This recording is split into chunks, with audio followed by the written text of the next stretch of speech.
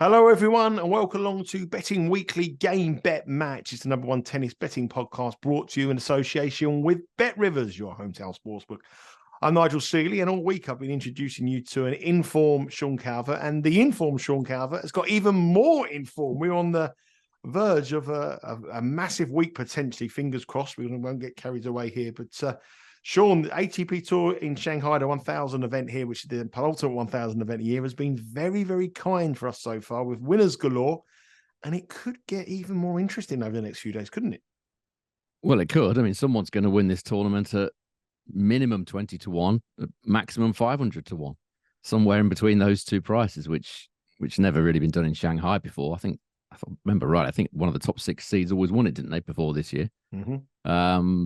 So yeah, it's been great. You know, with few winners, it's always nice when the conditions are a bit quicker. It just gives you a few more options. And the outrights that I kind of picked out at the start, the path that I could sort of foresee for them has so far gone as planned. But you know, it's we've got another couple of tough matches left before we get too carried away.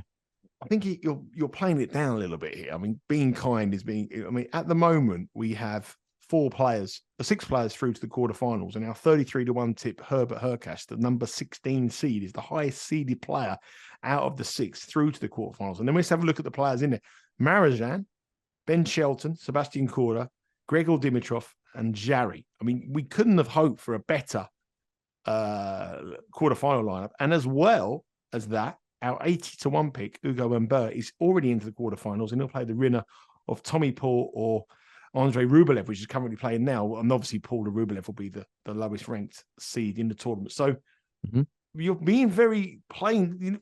You're doing very Sean Calvert playing down things here. But a 33 to 1 shot and an 80 to 1 shot into the quarterfinals of a tournament like this is absolutely fantastic tipping from yourself. And really, I mean, it's anyone's tournament. It really is.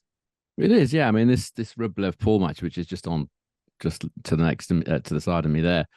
That's the winner of that will presumably be the favourite to win the tournament ish. I mean, there certainly wouldn't be a clear favourite, would they? So, and Humbert obviously has beaten Rublev at least twice before. He beat him last week in Beijing, didn't he? Beat him in the Halle final as well.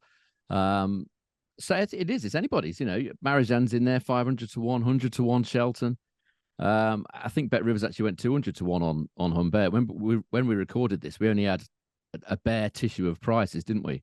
Mm-hmm. We didn't have hardly any odds. So I think a lot of people that are on Humbert would probably have had a bigger price than I've quoted. So yeah, it's looking good at the minute, but you know, it's a couple of tough matches left to go. I don't like to get carried away too soon. I know, but I mean, let me just put it back to from a betting perspective. I mean, we haven't done anything yet. We've got through the quarterfinals, but Hurkacz is a heavy favourite to get to the semi-finals, minus 245, and then you're one match away from a payout, a 16.5 to 1 payout.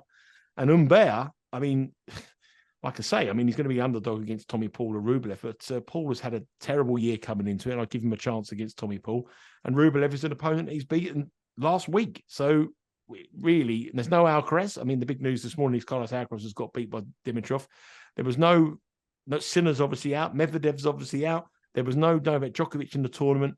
So currently, to have an 80 to 1 and 33 to 1 shot in this position is looking very, very good. And as we say, there is some hurdles to overcome, but all good for now. And as well as that, we're cashing tickets on the matches as well, which is we didn't have much luck, sort of the US Open and at Wimbledon sort of period, but definitely on this Asian swing, we've been back in force with a profit of 22.28 units on the show if you'd followed our picks all the way through this year. And hopefully we can add to those with a nice winner on the outright market and some matches as well. Sean, the tournament as a whole, it's been great for the bets, but you know, we talk about the importance of court conditions here, and the court conditions have been ever changing with the weather, changing of the weather each week, each day we've spoken about here.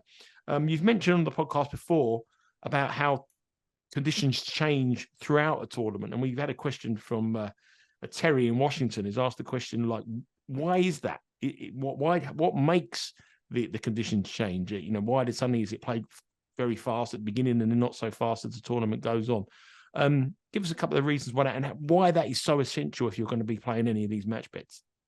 Well, I think it depends on the court. I mentioned the other day, show court 3 here is a lot quicker than the stadium court. I'm not entirely sure why that is, why they've why certain courts play differently. I would imagine it's because it gets more sun. It could have just been laid slightly different. There could be any number of reasons, but the main reason why the court's speed on the same court changes throughout the week is generally the weather. If it's a hot day, it'll play considerably quicker than if it's a kind of damp, rainy day. I think that's the main number one reason. It's difficult to know the CPIs until they don't normally come out until either just before the match or after. So the CPI isn't that helpful on the day or sort of pre-match, but it can help you in the next round. Because I mean, I didn't know the CPIs of these Shanghai courts until probably 3 or 4 days, 5 days into the tournament. And then it transpired that show court 3 was quite a bit, and some of the other outside courts were quicker than stadium court. But you could kind of tell that from the naked eye anyway. You sometimes don't need the bare stats. You can just see that the shot, the effect that the shots have, a big serve has or a big forehand has. You can tell the effect that has on the opponent, and that gives you an idea of how quick the courts are. Just one other question about that. I mean, the courts could be quick, but the balls could be slow. We've spoken about, we're talking about court speeds now. That's the case here, yeah. I think it could be a little bit more now that the balls determine the game rather than the courts. The differing balls that you've mentioned, the Wilson balls and the certain different balls. Yeah. Was it Yonex balls, was it last week they were playing with? These are Wilson 1, which is not as quick as the Wilson US Open ones tend to be the quickest and the lightest and the smallest. These Wilson 1 balls, they don't use them very often on the tour, but a lot of the players have been complaining that they fluff up after 1-2 games, which makes the rallies that are played with the older balls much longer and slower. Obviously, once you've got the new balls in your hand, it's quicker, but the new ball effect doesn't last for very long. So, but it's impossible to really know that until you're into a tournament, sort of 3 or 4 days. It's hard to know that at the start. Sometimes we don't even know what balls they're using. How do we find out? It's a question of making sure you download the podcast to find out. But is there a way that anybody can find out the balls beforehand? Generally, what I would do, I would go onto the tournament website. It will either say what balls they're using, or most tournaments list under their partners, their sponsors. They normally have someone like a Dunlop or a Wilson or a Yonex. That will give you an idea of what balls they're using.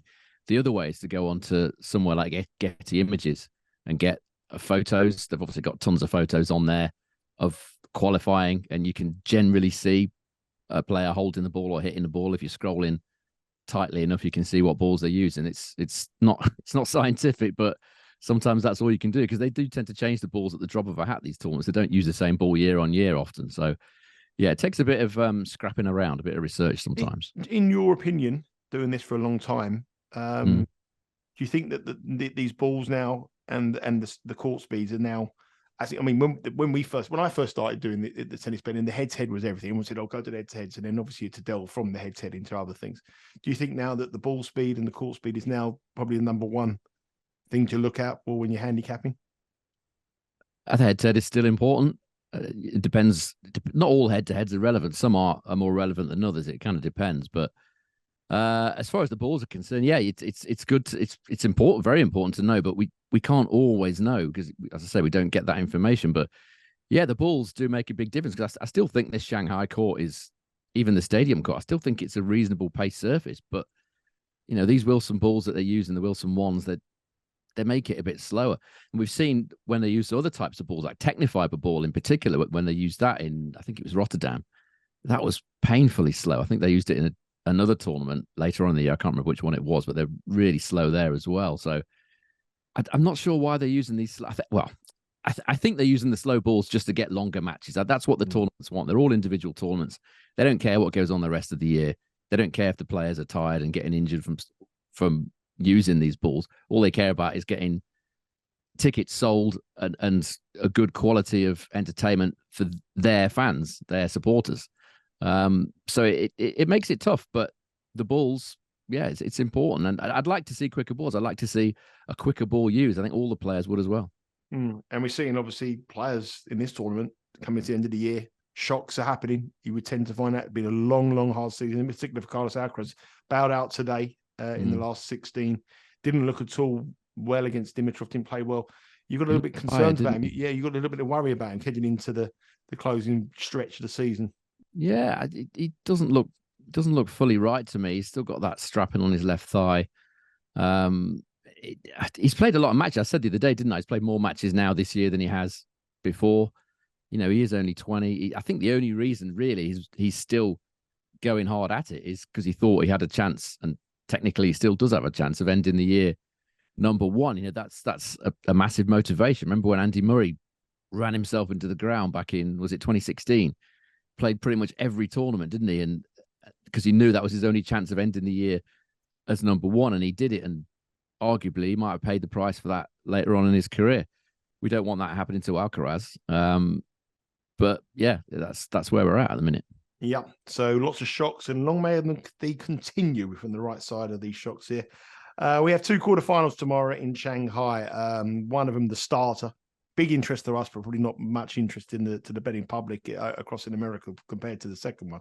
But the first one we're going to talk about is tomorrow at 3 a.m. Eastern time. These matches are both being played in the early hours of Thursday morning. Remember, Bet Rivers have a huge array of markets across on specials on there. So the first one we're going to talk about is Fabian Marozsan up against our 33-1 tournament pick, Hubert Hurkacz, who is down to minus 245 to win this match, plus 195 for Marozsan.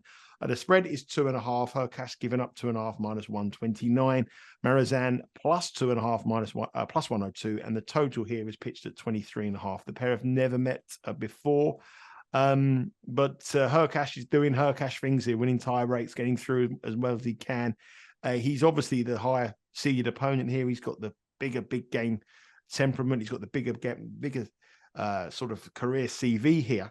But Marozsan on his day is capable of a shock, as we saw when he beat Alcaraz on clay in Rome. How do you see this one going? What's your advice? Anybody who's got a nice anti-post voucher or a future voucher on Hubert Hurkacz here at 33s? Yeah, I think Hurkacz is going to get through here, but experience is probably the one thing that he's got on his mind. One thing that he's got to his advantage. It'll be his 11th Masters 1000 quarterfinal. He's won 4 of his last 6. If we look at the Shanghai stats, they're very close. Marozsan's done really well, 89% holds of serve Hurkacz, 92% holds of serve for Hurkacz actually, but 0.43 tie breaks per set he's played. He's only broken serve 12.7% of the time. So for me, I just feel Hurkacz is a bit short. He's not breaking serve enough. I've said this many times. He needs to be more proactive. Needs to be more aggressive. He's too passive. Against Zhang, I don't know whether you saw the match against Zhang, but he's just pushing it around, waiting for mistakes. That's not doing it for me. I wish he was just more positive. He's got great weapons, great serve, big forehand, really steady backhand. For me, he's just hanging about, waiting for mistakes. And he was a little lucky against Zhang, I thought, because Zhang, I don't know whether you saw it, but he had a medical timeout later in the match, Zhang. I think it was a back or hip problem that he had, but that kind of affected him a little bit. He's nicking his way through these matches. 12.7% breaks serve this tournament. 92% holds is great, but he's got to do more in return. He's just pushing it around sometimes. Marozsan's got some big weapons. As I said, held serve 89% of the time so far this Shanghai. His service points, 110 points, won total, is actually better than Hurkacz's in this tournament, but only by 1 point, 109 to 108. So I think it depends on the attitude as well of Marozsan. If he comes into this feeling like he's got nothing to lose, first Masters quarterfinal, I'm the underdog. If he's able to go for his shots, if he's able to be relaxed and kind of enjoy the experience, then he's got a shot. But the other side of the coin is it's the first Masters quarterfinal for him, biggest match of his career by some distance. You would probably say, I know he's beaten Alcaraz, but this is a business end of the tournament now. He'll go top 50, by the way, if he wins this match. Marozsan started the year at number 173. He'll go top 50 if he beats Hurkacz. I think the experience, as I mentioned a minute ago, is perhaps the thing that gives me the most confidence about Hurkacz in this. He's got the weapons, Hurkacz. I just want to see him be more proactive, that's all. But as far as betting concerned, if you're not obviously already on the Hurkacz outright and you're just coming into this cold and you want to have a bet, that I'm taking a bet here. Same bet I had in the Zhang match, because it feels to me like a very similar kind of matchup. 2 players with a lot of power, can get a lot out of their serves, can hit winners. The bet I took in the Zhang one is the bet I'm taking here as well. It's a similar-ish price, over 12.5 games in set 1. It's a 2.95 plus 195 chance of Bet Rivers. I mean, looking at these stats, tie breaks pretty likely. Hurkacz 0.43 per set. That's huge. So I think it's a similar bet, similar to the Zhang mod, but happy to take it again. Plus 195 a tiebreak in set number 1. And doesn't matter if you're on the Hurkacz pick, just have a bet on it as well. It's value. I'm on the Hurkacz pick. I will not be betting this, Sean, just because I've got a 33-1 bet about Hurkacz. I'll be getting stuck into this as well. There's a man in form, plus 195 for a tiebreak in set 1. It looks like a great play on the stats. Hurkacz getting some huge amount of tiebreaks, and Marozsan obviously serving stats are exceptionally good as well. So that one does look a decent bet, a tiebreak in set number 1, and that is our only official play today in Shanghai. But we do have one other quarterfinals to talk about, and it's the interesting one for American bettors. It's Big Ben Shelton up against Sebastian Korda. Now, this is the two young Americans. There's a song about that somewhere from a man who lives not far from here, David Bowie. Anyway, it's very close. Yeah, David Bowie. He lived in Bromley. It's about 2 miles from where I live. He was born in Bromley. And Ben Shelton up against Sebastian Korda is the big game. Minus 110. It's a pick and match.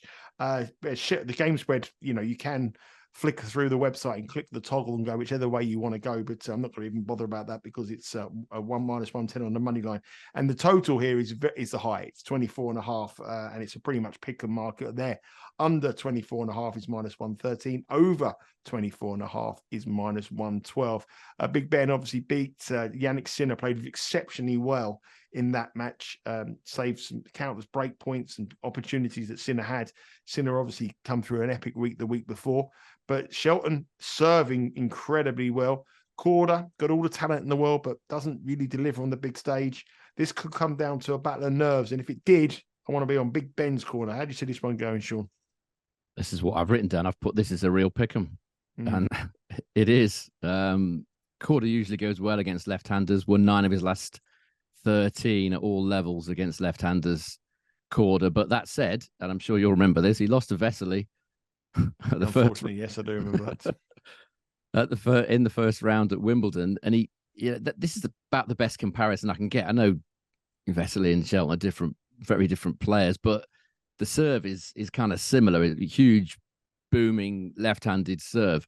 I can't think of a better comparison as far as serves are concerned than Vesely when it comes to Ben Shelton. Well, certainly not one that the Korda's played anyway. And he didn't do anything really much on that Vesely serve. I know he had 11 breakpoint chances that day, Korda. I remember it very well, and he only took 1 of them. But the bare fact remains that he only broke Vesely once in 4 sets. So you could perhaps argue that this big left-handed serve of Shelton's is going to be effective. Quite surprisingly, actually, Korda's won all 7 of his last 7 completed quarterfinal matches at main level. I actually thought he had a questionable record in sort of quarterfinals. Maybe it's semi-finals. Certainly in finals, he's got a questionable record. Semis, I'm not sure. I haven't looked at that yet. You could argue that there's a sliver of value here on Korda. There's a theory here. I think that this price on Shelton certainly isn't value based on what he's done this year on this surface. 2023 at main level, outdoor hard. Shelton, 59% win rate and a service points 1, return points 1, total of 101. Korda much better in win rate, 71%, and his total is 104. So Korda some way better on the stats. You could argue that Shelton's playing the better tennis now in this very short period that we're looking at. But is there recency bias about this price? Are the bookies looking at this and looking at the way Shelton's playing at this exact snapshot of a few weeks or a month or so, rather than the season as a whole? Because if you're looking at the season as a whole, the stats for me would tell you to bet Korda. Shelton might well win this match, but I don't really see him as any value. If I was betting in this match, I'd probably take a little chance on Korda if they're roughly 50-50 the odds. Well, he's playing well in the Asian swing, isn't he? In Zhuhai, semi-finalist Korda, final in Astana, beaten by Manarino. Hasn't dropped the set here all week. Shelton's come through 2 tough games, Safin and Sinner going all the way. So you can see the reasoning behind it. Just the question is, I think if he got down to a battle between the minds, I just think that Shelton's obviously got the mental edge here. So I think, if Korda's going to win, I think he's going to win him easy. And if Shelton's going to win, he's going to win in 2 long tie breaks or 3 tight sets. I think playing the big points better. So that's the way I see the match going. Just talking about Ben Shelton very quickly, Sean, this match is a pick and match. Bet Rivers before we do that, Bet Rivers have an unbelievable amount of betting markets on. I think about 40 different markets already on this match. So we expect a big handle from the American bettors on the match between their two up-and-coming players. It's going to be a promises to be a big one. And it could obviously give you pointers for next year on the anti-post markets already, the future markets already. A regular viewer of the show is, if you're watching this stateside, you watch the darts commentary over here in Europe, the big crazy darts matches they have, the World Championships coming up. Sky Sports darts commentator Rod Studd is a friend of the show. He always comments on the show, and thanks for watching, Rod. And he helped himself yesterday to a bit of 100-1 on Ben Shelton to win Wimbledon. I'm looking at the Bet Rivers website now. Currently, Ben Shelton is 80-1 to win the Australian Open and 80-1 to win Wimbledon, and Sebastian Korda is 66-1 to win both those tournaments respectively as well. We've spoken about good times to play futures. Towards the end of the season now, especially the Australian, some players, there's a very short layoff period. Some players are looking tired, rusty. Some of us are coming into great form, maturing at the right time. Is Ben Shelton on your radar at big prices for Wimbledon and potentially the Australian Open now, Sean? Yeah, well, he did well at the Australian earlier on this year, didn't he, Shelton? Obviously didn't have any kind of pressure on his shoulders then. Doesn't seem like he's a player that worries about pressure too much from what I've seen of him at the minute. My concern about Wimbledon would be the usual one, that it's just slow. That's what would worry me. As far as each way betting is concerned, though, you'd have to give him a shot. Obviously, he's going to have to beat. You would think he's going to have to beat one of Alcaraz or Djokovic, or maybe both if the seedings go a bit peculiar. Maybe one of those will drop down to number 3, and he could perhaps play Medvedev, which would be better on grass, you would have thought. But yeah, it's certainly something to think about. Shelton for the Australian or for Wimbledon. I'm not sure he's perhaps going to win Wimbledon just yet. I mean, as I said, Djokovic is around, and Alcaraz now is showing himself to be adept on grass. That's going to be tough. Australian tends to be slightly more unpredictable because of players coming into the season a little bit cold, and we don't know what the form is going to be like. Korda's another one. Australian Open went really, really well this year there, didn't he? In the 250s as well before Melbourne, and obviously Melbourne itself. I think he got injured there, didn't he? He had to retire, if I remember rightly, in the quarterfinals, didn't he? I was on him that tournament as well, betting that tournament, wasn't it? He lost, retired against. So Korda would certainly be. I think both of them would be a decent option for the Australian. Wimbledon, I'm not. It's just too slow. I want him to speed Wimbledon up.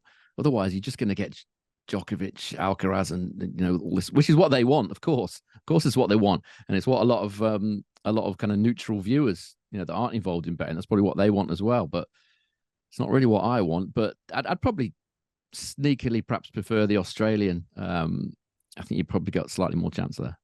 Just before we wrap up the show, is there anyone else on your radar already now for the anti-post, what you've seen coming in towards the end of the season? I mean, we've only got just under a month now before the end of the season, or a month's time now, the ATP Tour season for 2023 wraps up, and then we more or less bang into the Australian Open. So is there anyone on your radar now ending the year? Obviously, Shelton and Korda are going to be high on the sort of big potential winners at big prices, but anyone else coming into a bit of form, you think, they're going to start 2024 well? Well, Khachanow's one who's had that long-term injury, who's very, very, very solid record at majors, particularly on hard courts. He'd perhaps be one that you'd be looking at to maybe win a quarter. As far as winning is concerned, it's difficult, isn't it, with Alcaraz and Djokovic and Medvedev? They are a little bit ahead of the and Sinner, if he can get his body right. They're kind of ahead of everybody else, aren't they? I'm not sure I can see anyone kind of coming in and beating 2 or 3 of them in a row to win the title. But obviously, each way betting, you've got a chance. But nothing's immediately sprung to mind. I haven't really given it that much thought yet, to be honest. No. Anyway, if you want to go look at the future markets, there, Sebastian Korda is actually 60-1 to win the Australian Open. Ben Shelton is 80-1.